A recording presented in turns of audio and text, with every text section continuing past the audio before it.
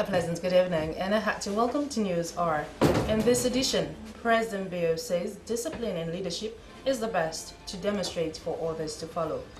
A legal team files 5 cases of crimes committed against civilians by foreign troops during Sierra Leone's civil conflict. And Resident Minister North Western Region says Sierra Leone's community-driven development project is government's new direction. These and more are lined up in this edition of News R. With me, Alice Mariama Thompson. Stay tuned.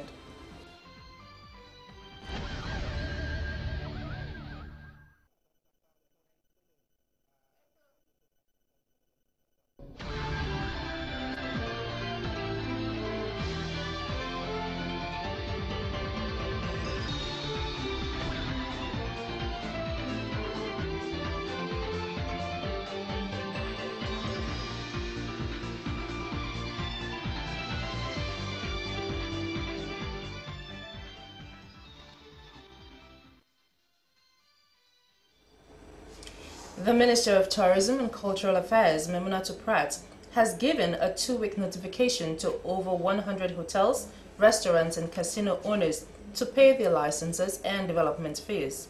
She made this call at the first interface meeting with business owners to inform them about the ministry's revenue generation drive.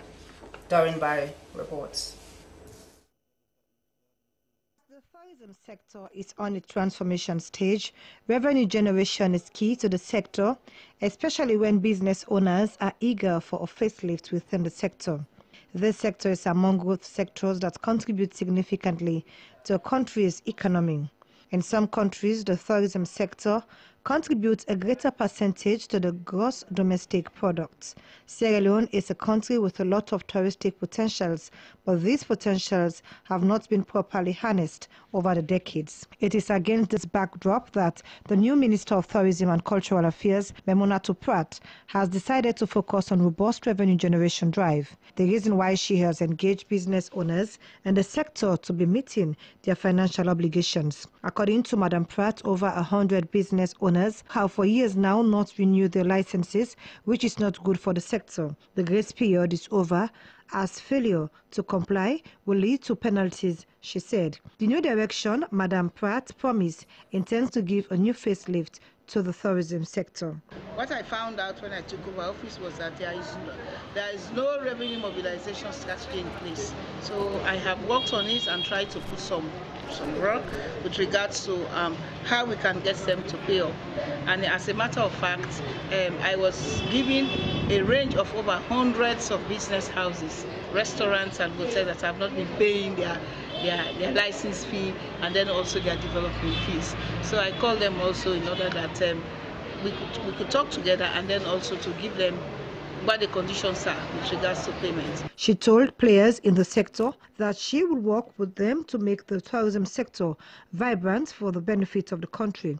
A website, she said, will be created to show the touristic potentials in the country and as a rebranding tool of the country to the outside world. Director of Tourism Mohamed Jallo spoke on the importance of the sector to the economy and the need for a facelift. He called on business people to comply by paying their yearly licenses fees. The tourism sector is a sector that has high potential for revenue generation and in line with the new direction that is requiring that government entities generate more revenue so that we can provide jobs, we can be able to ensure that we alleviate poverty. We are here today to ensure that we provide, we work with our stakeholders to provide more platform so that we can increase our revenue generation. Acting General Manager of the Tourist Board, Fatmata Abi Osagi, said revenue generation drive is a show of determination in ensuring that the tourism sector becomes attractive. Speaking on behalf of business owners in the sector, the General Manager of Royce Hotel, Silvanos Nyandimo, said businesses within the Lumley Beach areas constrained by unreliable electricity and water supply. We don't have electricity. We don't operate on electricity. We operate on generator, which is very costly. We don't have water.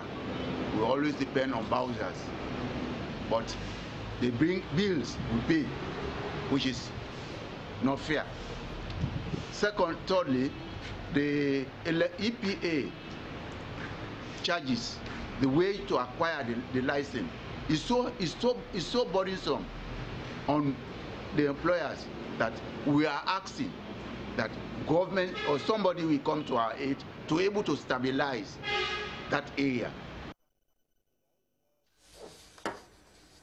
The Minister of Foreign Affairs and International Cooperation, Dr. Ali Kaba, has appreciated Chinese doctors and health experts for their invaluable contributions in restoring health and safety.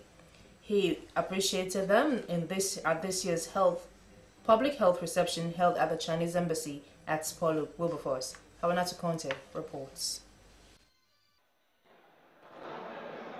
The Foreign Affairs Minister supports the adage, "A friend in need is a friend indeed," clearly demonstrated by China. Dr. Kaba, who was the guest of honor, also bade farewell to the outgoing 19th China medical team. He is with the firm belief that development is more enhanced in a country when its people are in sound health and mind, underscoring that is why government places priority on establishing a robust healthcare system that is efficient, reliable, cost-effective, affordable, and sustainable. The Foreign Affairs Minister commended efforts by the Chinese for the construction of a laboratory and the establishment of a virus detection mechanism that resonates with the President's agenda under the new direction. The government and people of Sierra Leone welcome the 20th China medical team due to arrive in Sierra Leone, and they are here and hope to see them form part of the team in transforming our healthcare system. There is a strong record, the record of service that they have found here as a result of work done by the 19th China medical team and others before them. So there is a legacy that we appreciate. And this legacy is going to be a shining light for all of us. Whilst welcoming the 20th China medical team, the Foreign Affairs Minister expressed President Bio's commitment to deepen the ties between China and Sierra Leone for more cooperation in areas that will promote the welfare of the people. The Chinese Ambassador Wu Peng lauded the Ministries of Health, Foreign Affairs and Defense for their support and the 19th China medical team for their services rendered. Ambassador Wu Peng lauded the efforts of the Chinese military medical institutions that have conducted a number of detection and treatment work on Africa infectious diseases and training of local medical workers at the 34 military hospital since last year. He assured the gathering of his government's willingness to help Sierra Leone get out of poor medical conditions. Statements by the Chief Medical Officer, Dr. Brema Kagbo, the Chief of Defense Staff, Major General Brema Sise, and the awards of certificates to the outgoing Chinese public health workers climaxed the ceremony. Close to a year since the country had its worst environmental disaster, many citizens are expressing fear for the repeat of the August 14th mudslide as the rains began. SLBC visited the epicenter of the August 14th disaster at Motome to look at efforts done to rehabilitate the area. This is Motome, where the August 14, 2017 mudslide and flooding happened that left more than 1,000 deaths and property worth millions of leones destroyed. As you can see, the scars are still visible and the area is now deserted like a ghost town. When areas like these are deforested or natural vegetation is removed, the land vulnerable to a number of environmental problems, including but not limited to erosion, overflow and degradation, destruction of the water catchment areas, and more importantly, undermining the integrity of the soil. Lester Peak is another disaster-prone area. The mountain has been ridden off, its forest cover leaving it naked and a threat to the environment. Every year, new buildings are being erected further up towards the top of the mountain range. As the rains have begun, some parts of the country, especially the capital, are expressing flash flood, and reports from environmental experts, including UNDP, predict disaster like flooding varying the height of the rains.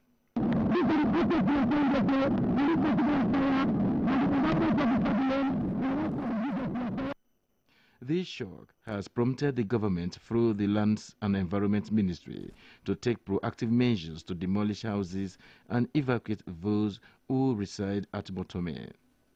Relocation plan is also underway for already identified disaster-prone communities in the western area. The situation is very clear. Not to whether another mudslide will happen, which will be catastrophic, another tragedy, even more than what happened last August. Not a question of whether, now when it will happen, especially when the rains are set in. Resident survivors at Motome shared their experiences with the SLBC. I was here when the mudslide took place and I lost all my family members. Suppliers are coming to the community, but we are not benefiting. Now government said we should leave. But I built this house with my earnings from commercial driving. A survey conducted by the Ministry of Lands and Development Partners highlighted houses that are in the red and danger zones. Chief Environmental Officer in the Ministry of Lands, Edward Bendu, said they are working to prevent the reoccurrence of another mudslide that will be more severe of that of August 14th. With the assistance of UNOPS, we will have been able to map out areas that we consider as very, very, very dangerous. And those, I think, those people who are residing in those areas that are in the red, if you look at the image on the screen, we have our 3 zones there. You have the ones that are in red, we have the ones that are in yellow, and the ones that are at the back, they are in white. Those 86 houses, you see them, we number them together with UNOPS, based on the Forest Reserve demarcation line, which we have done with the National Protected Area Authority. Because they are the authority to make sure that the forest is protected. We have been able to number those houses that are indeed very, very close, of about 5 to 10 meters, right at the bottom of the foot slopes there. So indeed, people from Motome, government is very, very concerned. Congo Town is another disaster-prone community. 5 years ago, heavy boulders overlooking the community fell, which resulted to the loss of lives, destruction of houses, leaving many people homeless. Pa Bala Tarawali is an indigene of Congo Town community who has lived in the community for decades. The construction of this house in this particular place is the reason for the floods. The authorities have ordered the demolition of this structure. According to environmental experts, Sierra Leone is the 4th most vulnerable country to climate change. The erratic weather patterns is just a confirmation of what's that. The fear is that weather forecasts have predicted that West Africa will be heavily hit by flooding.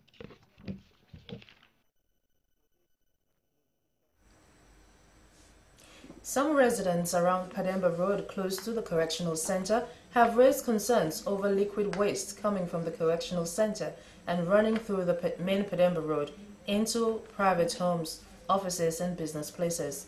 Even passers-by are raising similar concerns. Here's the report. Residents at Pademba Road, close to the main correctional center, have been raising concerns over wastewater with a very offensive smell from the center running into their compounds. They are calling for the intervention of relevant authorities as the situation is posing health hazards to them. The situation, they say, is even worse at night. This place is too filthy and the smell is affecting our health, especially that of our children.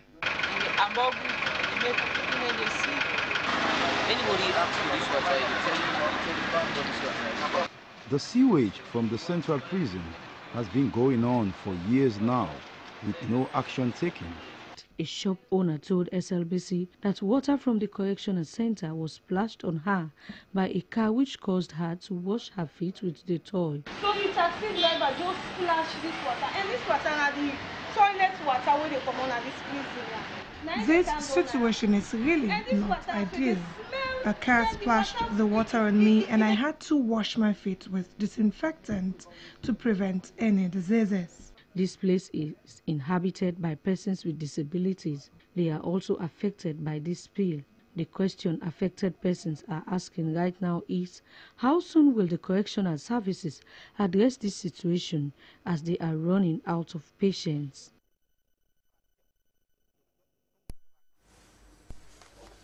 The Freetown City Council has commenced a 15-day flood mitigation project for flood-prone areas in the city. The operation started in Brookfields. It aims at discouraging people from dumping garbage in drainages and on the streets. Darren Barry reports.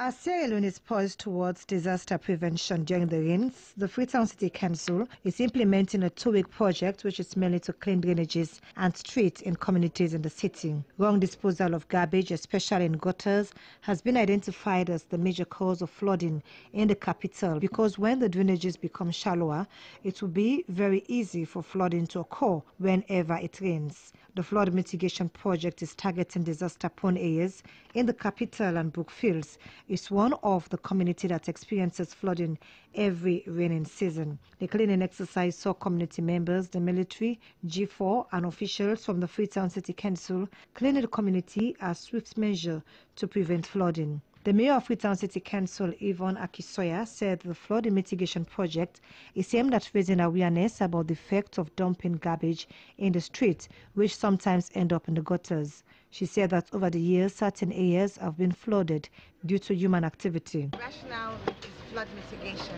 and just to make sure everybody understands that doing what we can to minimize the risk of flooding. So we are all aware that over the last few years, every rainy season, the city is experiencing significant floods. And in fact, 2 days ago, when it rained, we saw flooding in Brookfield, we saw flooding on Pademba Road and Walsh Corner and other places. Various studies have been done in the past, particularly after the mudslide last year. And SLRA, who are here and have been working with us, and the World Bank individually produced reports that identified 35 flashpoints, flood flashpoints. What do we mean by those?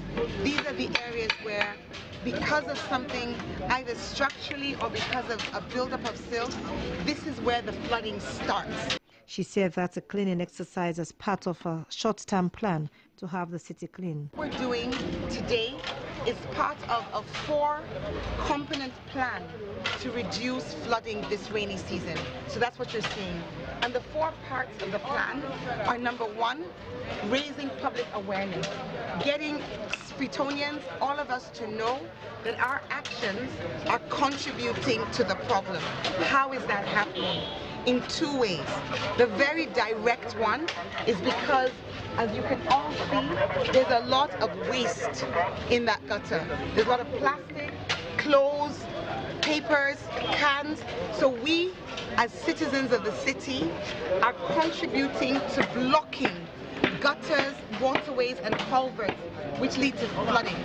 Madam Sawyer said that a fine of 500,000 leones or 6 months imprisonment will be penalties for anyone caught throwing garbage on the street or gutters. A resident of Brookfields, Theodora Bailey, told SLBC News that during the rain, some houses within the community are affected.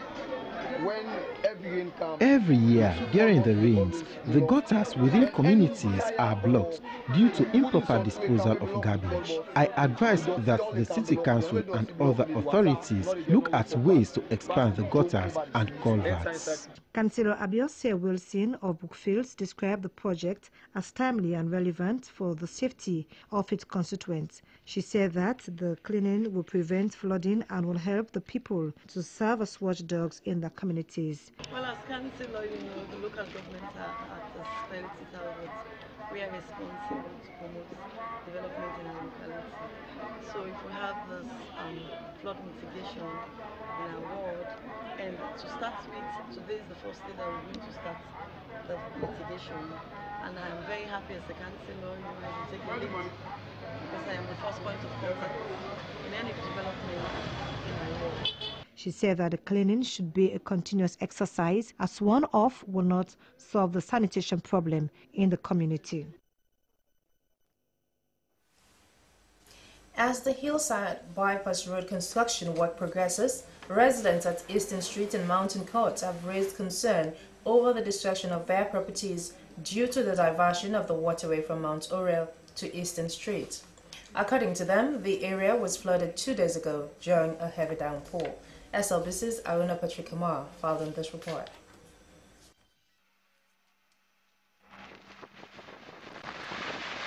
Despite the fact that this road will help ease traffic congestion on Kisi and Frobe roads when completed, yet its slow construction work is causing disaster to residents close to it during this rainy season.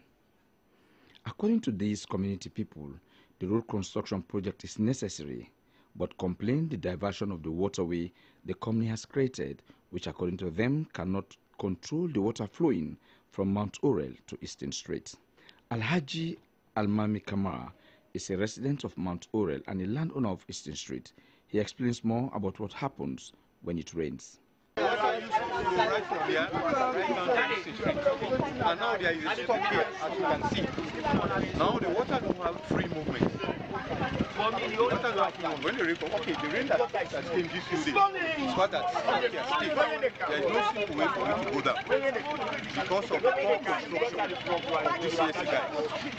Yes, because the water used to flow, even though it used to be stopped, you understand? But it used to flow over. You understand? But now that they have come, we thought they would make it better for the water to go through the subway. You understand? But the water still come over the street and stop around here. There is a place here where the water used to go. That one has been blocked by CSC workers. He alleged that the company has failed to demolish certain structures that were marked to be removed to construct the drainage system.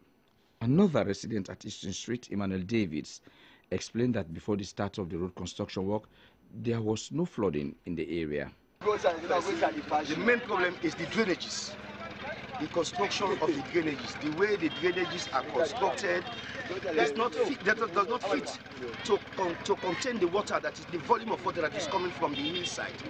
The volume of water that is coming from the hillside is so high, the pressure is so high, and it's coming with so much debris that eventually, with a drainage like this type of construction, it will get blocked. When they were constructing this, I envisaged that within the second rain, it will get blocked, and this is the result. This is just the second rain, and it is completely blocked. And this has been blocked first, then they've cleared it, and it's blocked again. It's very, very small for the volume of water that is coming up here. But because the engineers are not residing in this area, they don't know the volume of water that is coming down.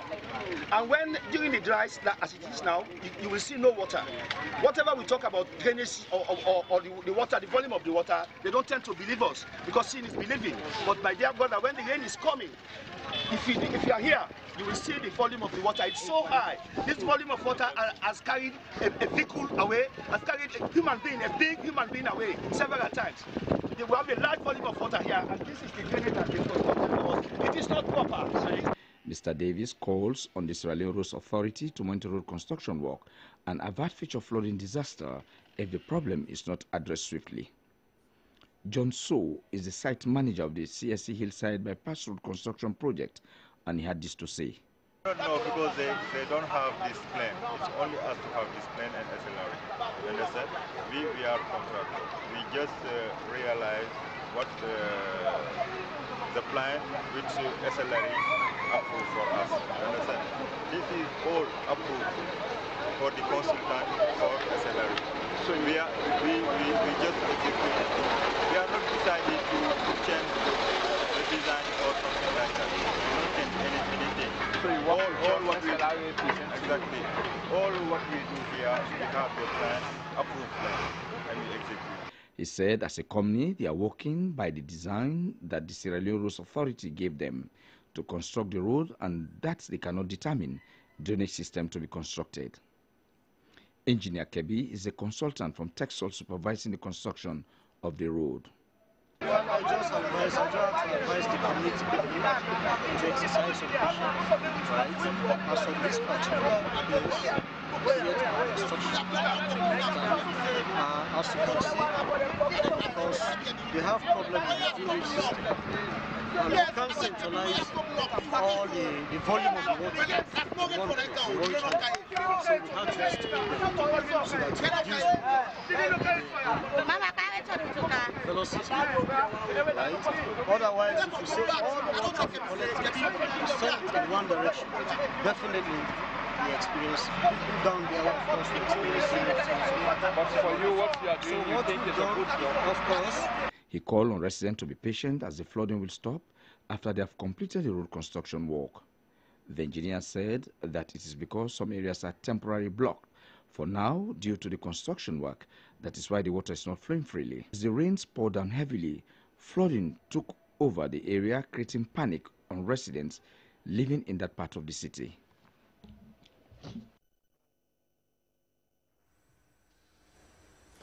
As the rains are now here, pedestrians in Freetown have raised concerns over the precarious state of slabs and footpaths in certain areas of the city.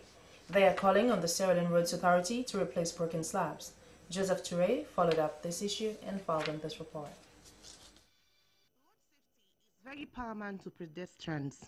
Recently, some slabs on footpaths have been in a very bad shape, resulting to road users getting injured at night or when it rains heavily. Some of the reasons for getting people injured include removing slabs to deposit waste, leaving them open and street trading. Some of them expressed concerns and called on the Sierra Leone Road Safety Authority and the Sierra Leone Roads Authority to fix the footpaths so as to mitigate injuries on people. We're calling on the government to put the slabs in good shape because even where I am standing is not safe, as you can see. Moreover, especially at night, when people walk, they can injure themselves. Government needs to pay attention to these slabs because at night someone may injure himself. Also, when it rains, one cannot detect the holes of the footpath. If they are left unattended to, the water from the drainages can destroy the pavement on the road. Kowa is a victim who got injured on his foot a few days ago. He explained his ordeal and also called on the Sierra Leone Roads Authority to address the issue as urgently as possible. As I step to the other culvert, other slab, then I just find myself going down like an earthquake, you know, the slab just move under my feet and I go down. So that was the reason why my foot was not having that too much tedious, damage. I just have a cut which I have 5 stitches when I go down to Connaught. The road maintenance unit in the SLRA has a great responsibility to the people of Sierra Leone. Use the fund for the road maintenance. It is necessary to fix these slabs now to help mitigate the rate at which pedestrians are being injured. The Minister of Trade and team have visited and inspected operations of the Sierra Leone Standards Bureau at Ferry Junction. The move was part of the ministry's routine visits to institutions under its supervision, of which the Sierra Leone Standards Bureau is one. Asmiuba reports.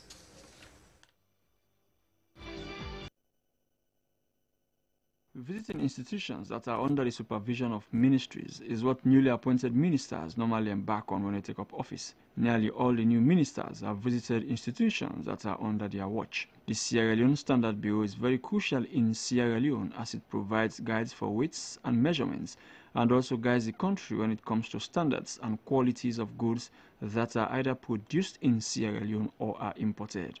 The Sierra Leone Standards Bureau was established since 1996, but only became operational in 2000. Since its establishment, the institution has been struggling to carry out its responsibilities because of the inadequate funds to support some of its programs, decentralization of the Bureau to the regions.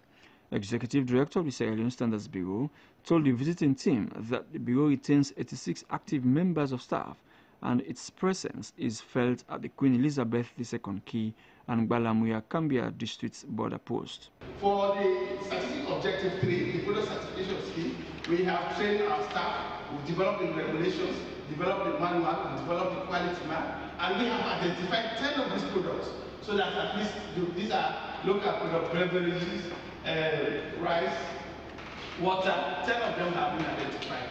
For strategic objective 4 is to refurbish the petroleum laboratory, because we are testing the quality and nature of the petroleum products.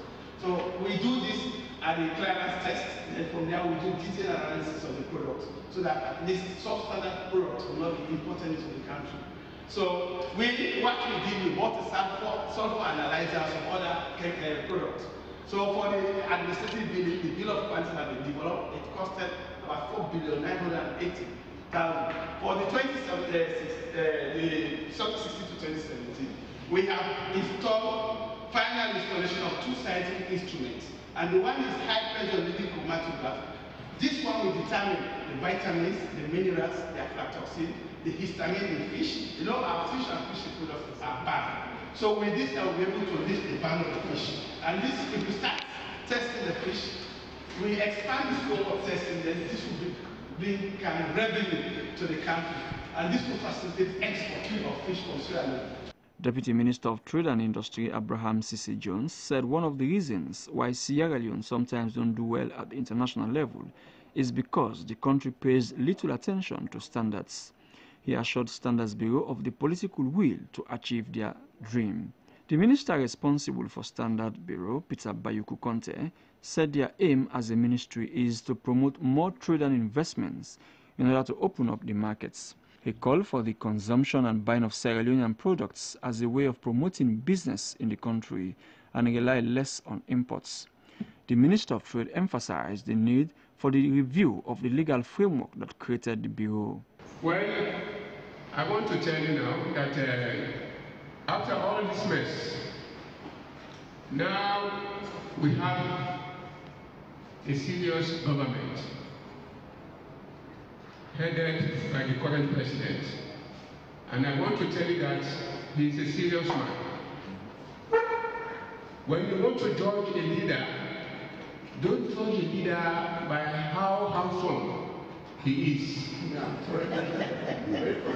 But listen, judge him by how healthy his conscience is.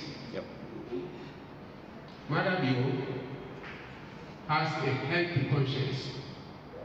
He's a leader, a man of purpose, a man of discipline and order, and a man who knows the issues and is ready to work as a team to address the issues of this nation. And I can assure you, under his mandate, this nation will not be the same again. We are not here to steal government money, and we will not steal government money. We will put Sierra Leone first, and we will buy made in Sierra Leone.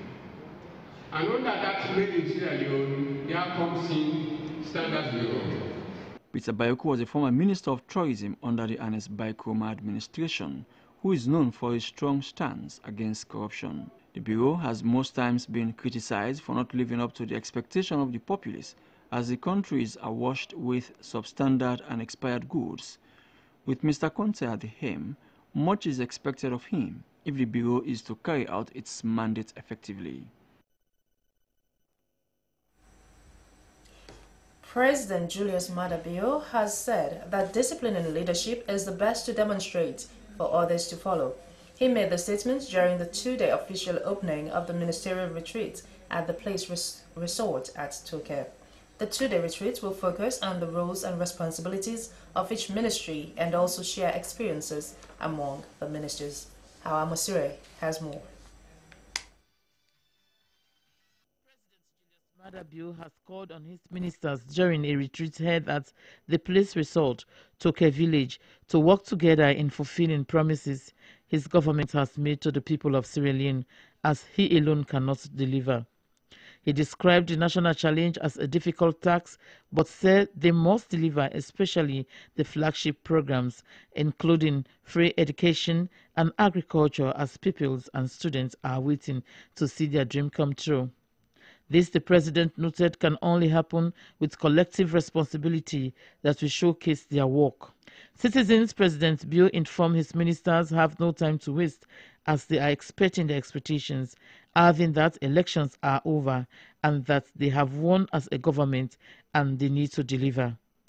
The president encouraged them to participate fully in the discussions so that they will be able to gain more knowledge. I'm here today to throw this challenge again to you all. The goal is ambitious, but not over-ambitious, taking into consideration the wealth of experience all of you have. The need for us to come together to know one another is important. There should be synergy. We should work together. And because we are lagging behind by far, we should realize the need for us to put more time, use our time efficiently. There is need for professionalism. There is need for delivery on time. And I want us to live by this example. You are representing me in your ministries and everywhere you go in this country and around the world. There are standard expectations, some of which are wrong about what ministers should be, or what deputy ministers should be or not be. This is the new direction. We've set a high standard for ourselves. We should afford to live within that. Later, the Chief Minister, Professor David Francis, told SABC that the retreat is an opportunity to guide government officials to deliver. He called on the ministers to share their experiences with each other. They deliberated on national issues since this is not business as usual. Colleague ministers, I am sure that all of you have diverse expectations as to what you intend to gain out of this cabinet retreat. But let me share with you a few thoughts. First, consider your appointment out of a population of 7 million people as a privilege and a unique opportunity to serve the people of Sierra Leone. And just looking around the room, I know that some of you have been second time lucky. The second, this retreat in my view provides a unique opportunity to set priorities on how to focus on delivering on our new direction priorities. The ministers also expressed their views and appreciation for such an opportunity. It offers the opportunity for me as a minister to interact, to gauge, because my ministry is one of the ministries that have been slated to be one of the areas that should drive the economy of this country. It's an engine, because we have been relying mostly on export of minerals.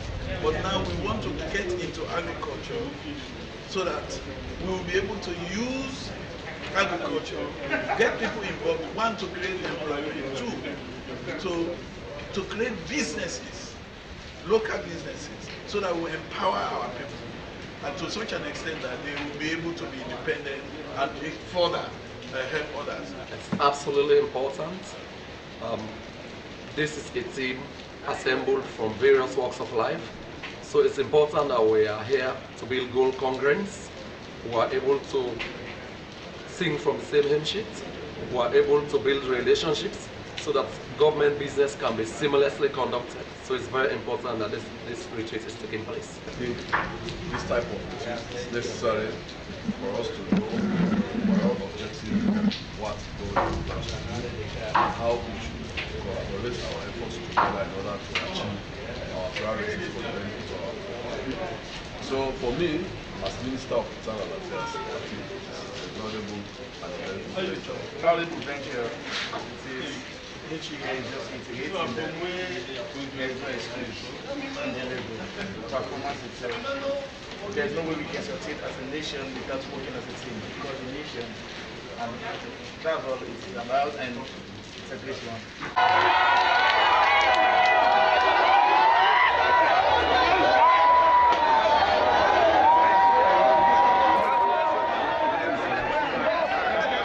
In another development, President Julius Maada Bio also made his first visit to his party headquarters after the general elections. This was the happiest moment for the Sierra Leone People's Party supporters as they received their president. President Bio commended them for their support and efforts during the electioneering process. He informed supporters that as a new administration, he has been trying to put structures in place. I don't say thank you to una all, but I feel say they thank you, no they do. I know say no amount of thank you not enough for una. But I want to make una know say yes, when you are focused and when you believe in God and work hard in life, wait till you pray for God, they give you.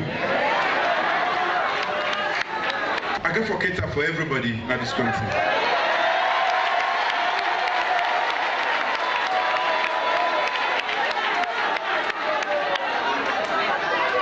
I'm not going to do it overnight.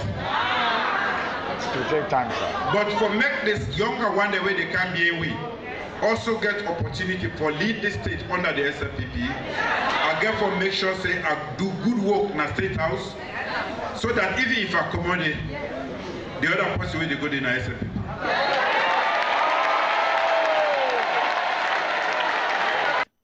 The national chairman and leader of the Sierra Leone People's Party, Dr. Prince Alex Harding, thanked the president for the visit, as they as supporters have been yearning for such visits after the elections. Yesterday, as the same matter today, but the same matter tomorrow, it not change. I know ever can talk for an hour today. They were competent for talk for them. But I got to introduce the particular aspect of somebody who I don't study now. This now just focus, this is a bachelor's eve. The marriage get for happen almost every week or 2 weeks with the arranger.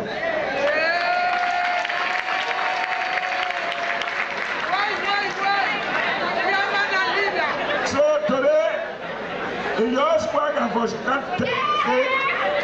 Ilobuna.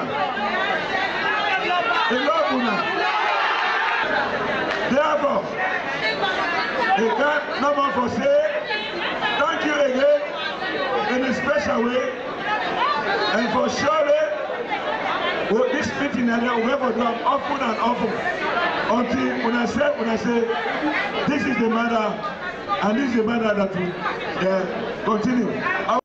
Dr. Harding told supporters that he will ensure that the president continues to interact with them. SABC TV News are in Freetown. Hawa Mosuri reporting. The Anti-Corruption Commission has launched the Integrity Guide in the management of the Hajj program in the country. The report entails recommendations to properly manage the Hajj affairs. Daphne Kema Macaulay filed in this report. There have been many controversies on the management of the 2018 Hajj program during the period of pilgrims leaving for Mecca. Issues ranging from who to get the government scholarship and who exactly private pilgrims are to pay to have been issues of concern, especially in the Muslim community. It is evident that the last Hajj program had many issues, and yet the people have not been held accountable. To combat the challenges in ensuring the right people benefit from the Hajj scheme, the Anti-Corruption Commission has launched and presented the Integrity Guide in the management of the Hajj program to stakeholders of the Muslim community in Sierra Leone. The Deputy Commissioner Anti-Corruption Commission, Shirley Davis, said the report is a way to make sure that the Hajj program is free from corruption. And before I launch the report, I want to tell everyone thank you for all the camp. On behalf of the Commissioner designates, His Excellency the President retired during the previous matter period just to appoint Mr. Francis Kaifala. And on behalf of management and staff and the board of the ACC, I want to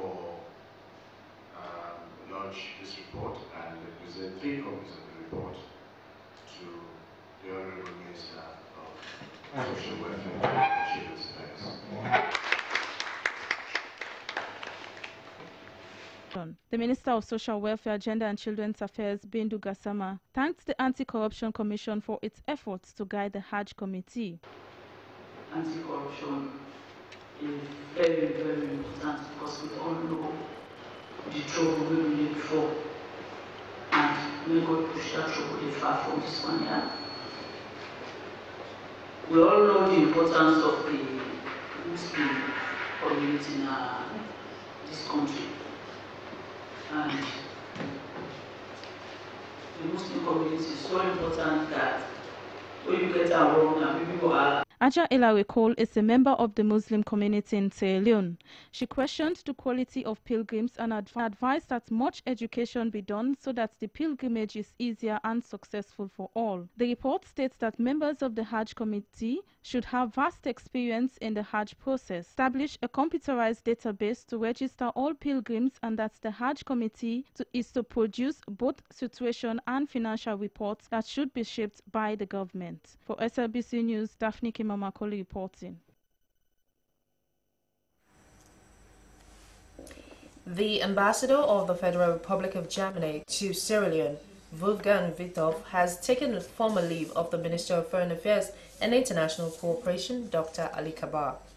Ambassador Withoff assumed office in September 2016. Hawana Tubangura reports. Fine, thank you. Welcome again. Thank you. Yeah. The German ambassador to Sierra Leone, Wolfgang Withoff, conveyed sincere gratitude to President Julius Maada Bio and the people of Sierra Leone for the hospitality accorded him during his tenure. He said Sierra Leone and Germany have strong and long-lasting bilateral relations. He added that he has gained a wealth of experience during his tour of duty in Sierra Leone, of which he is proud that he has contributed immensely to strengthening the existing bilateral relations between Sierra Leone and the Federal Republic of Germany.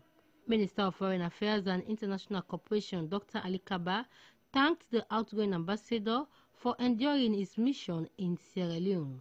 He described the bilateral relations between the two countries as very cordial, underscoring its numerous contributions during the Ebola outbreak and technical support programs in the country. Ambassador Wolfgang Dr. Ali Kabar said, will be remembered for the pivotal role he played during the Ebola crisis and for further strengthening the bilateral relations between the two nations.